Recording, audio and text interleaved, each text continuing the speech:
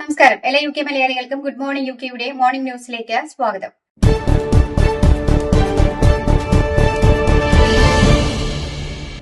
U കെയിലെ net മൈഗ്രേഷനിൽ ഗണ്യമായ കുറവെന്ന report. കഴിഞ്ഞ ജൂൺ വരെയുള്ള കണക്കനുസരിച്ച് യു കെയിലേക്കുള്ള നെറ്റ് മൈഗ്രേഷൻ മുൻ വർഷത്തെ അപേക്ഷിച്ച് 2/3 കുറഞ്ഞുവെന്ന് താൽക്കാലിക കണക്കുകൾ സൂചിപ്പിക്കുന്നു. രാജ്യത്ത് എത്തുന്നവരുടെ എണ്ണവും പോകുന്നവരുടെ എണ്ണവും തമ്മിലുള്ള വ്യത്യാസം 6,49,000 നിന്ന് 2,04,000 കുറഞ്ഞു. ജോലി പഠന ആവശ്യങ്ങൾക്ക് എത്തുന്നവരുടെ എണ്ണം കുറഞ്ഞതാണ് പ്രധാനമായും ഈ കുറവിന് കാരണമെന്നാണ് ഓഫീസ് ഫോർ നാഷണൽ സ്റ്റാറ്റിസ്റ്റിക്സ് അറിയിക്കുന്നത്. അതേസമയം 2025 സെപ്റ്റംബർ വരെയുള്ള വർഷത്തിൽ അഭയം തേടിയെത്തിയവരുടെ എണ്ണം 1,10,10,051 എന്ന റെക്കോർഡ് ഉയരത്തിലെത്തിയതായി ഹോം ഓഫീസ് കണക്കുകൾ സൂചിപ്പിക്കുന്നു. ഹോട്ടലുകളിൽ താമസിക്കുന്ന അഭയാർത്ഥികളുടെ സംഖ്യയും ഉയർന്നിട്ടുണ്ട്.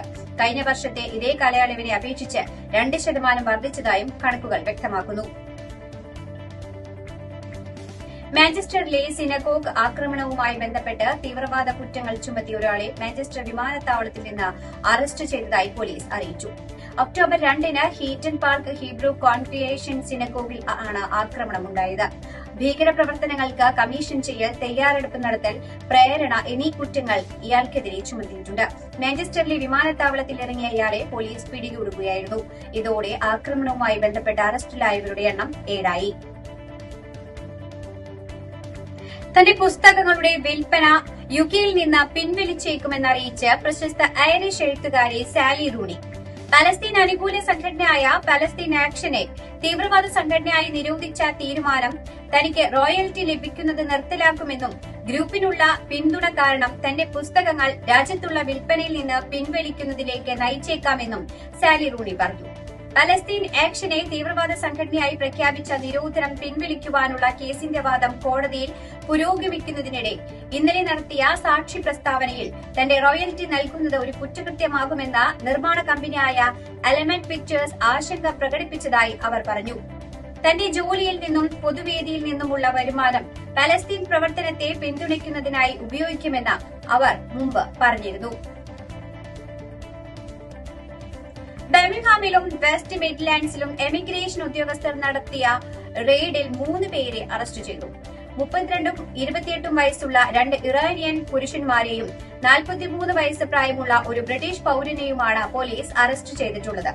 യുകെയിലേക്ക് നിയമവിരുദ്ധമായി പ്രവേശിക്കുവാൻ സൌകര്യമൊരുക്കിയതിന്റെയും നിയമവിരുദ്ധ ജോലിക്ക് സൌകര്യമൊരുക്കിയതിന്റെയും സംശയത്തിന്റെ പേരിലാണ് ഇവരെ കസ്റ്റഡിയിലെടുത്തിരിക്കുന്നത്.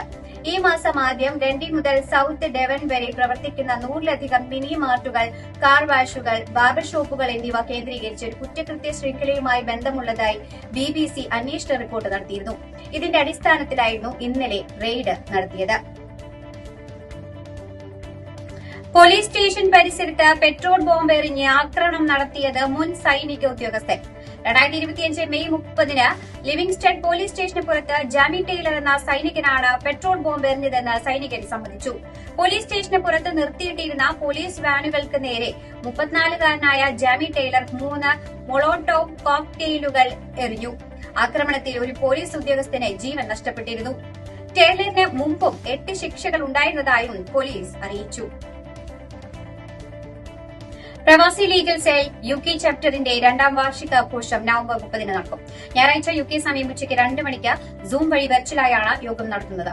ചടങ്ങിൽ മുഖ്യാതിഥിയായി NRA കമ്മീഷണറും കേരള ഹൈക്കോടതിയുടെ മുൻ ജഡ്ജിയുമായ justice Sophy Thomas, NORKA Roots CEO Ajith Kolassery, PLC global president advocate Jose Abraham, UK chapter president advocate Sonia Sunny ഉൾപ്പെടെയുള്ളവർ വിശിഷ്ടാതിഥികളായി പങ്കെടുക്കും. ചടങ്ങിൽ യുകെ ചാപ്റ്ററിന്റെ വിവിധ പ്രവർത്തനങ്ങളുടെ വിശദാംശങ്ങൾ അവതരിപ്പിക്കുന്നതോടൊപ്പം യുകെയിലെ ഏറ്റവും പുതിയ ILR അപ്ഡേറ്റുകൾ സംബന്ധിച്ച വിശദമായ ചർച്ചയും നടക്കും. യുകെയിൽ താമസിക്കുന്ന പ്രവാസികൾക്കും കുടിയേറ്റ സംബന്ധമായ വ്യക്തത അന്വേഷിക്കുന്ന എല്ലാവർക്കും ഏറെ പ്രാധാന്യമുള്ള വിഷയമാണിത്. എല്ലാ അംഗങ്ങളെയും സുഹൃത്തുക്കളെയും അനുഭാവികളെയും ഈ ആഘോഷത്തിലും യോഗത്തിലും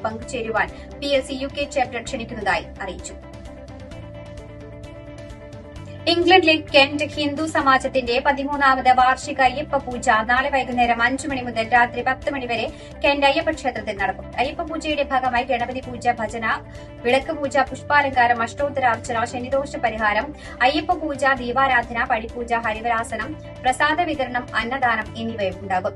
പങ്കെടുക്കുവാൻ ആഗ്രഹിക്കുന്ന ഭക്തജനങ്ങൾ കെന്റ് ഹിന്ദു സമാജം @gmail.com എന്ന ഇമെയിൽ വിലാസത്തിലേക്ക് മുൻകൂട്ടി രജിസ്റ്റർ ചെയ്യുകയോ സംഘാടകരുമായി ഫോണിൽ ബന്ധപ്പെടുകയോ ചെയ്യണമെന്ന് അഭ്യർത്ഥിച്ചു.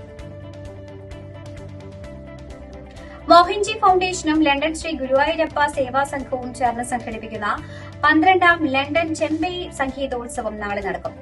ബാൻസ്ട്രീറ്റ് കമ്മ്യൂണിറ്റി ഹാളിൽ നാളെ വൈകിട്ട് 3 മുതൽ 10 വരെയാണ് ലണ്ടൻ ചെമ്പൈ സംഗീതോത്സവം ക്രമീകരിച്ചിരിക്കുന്നത്. തുടർന്ന് ദീപാരാധനയും ഉണ്ടായിരിക്കുന്നതാണ്. രാഹുൽ മാങ്കൂട്ടത്തിനെതിരായ ലൈംഗിക പീഡന കേസിൽ പരാതിക്കാരിയായ യുവതിയുടെ മൊഴി വിവരങ്ങൾ പുറത്ത്. ഗർഭഛിദ്രം നടത്തുവാൻ രാഹുൽ സുഹൃത്ത് വഴി ഗുളിക എത്തിച്ചെന്നാണ് യുവതിയുടെ മൊഴി.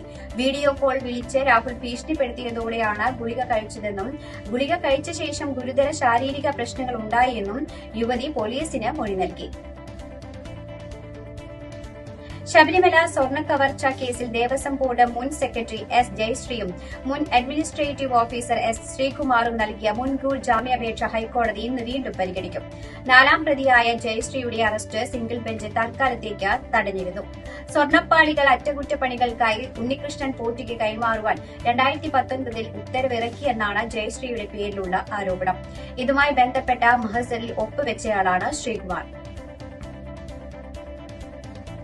ഭീകരപ്രവർത്തനങ്ങളിൽ പങ്കുള്ള 19 വയസ്സുകാരനെ ജമ്മു പോലീസ് അറസ്റ്റ് ചെയ്തു. ജമ്മുവിലെ റിയാസി നിവാസിയെയാണ് പോലീസ് താമസ സ്ഥലത്ത് നിന്നും പിടികൂടിയത്. ഓൺലൈൻ വഴിയായിരുന്നു തീവ്രവാദി സംഘടനകളുമായി ഇയാളുടെ ബന്ധം. യുവാവ് ഭീകരാക്രമണം നടത്താൻ പദ്ധതിയിട്ടിരുന്നതായും പ്രാഥമിക അന്വേഷണത്തിൽ കണ്ടെത്തി.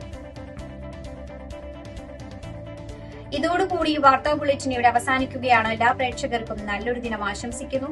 കൂടുതൽ വാർത്തകളുമായി നാളെ കണ്ടുമുട്ടാം. എല്ലാവർക്കും നന്ദി, നമസ്കാരം.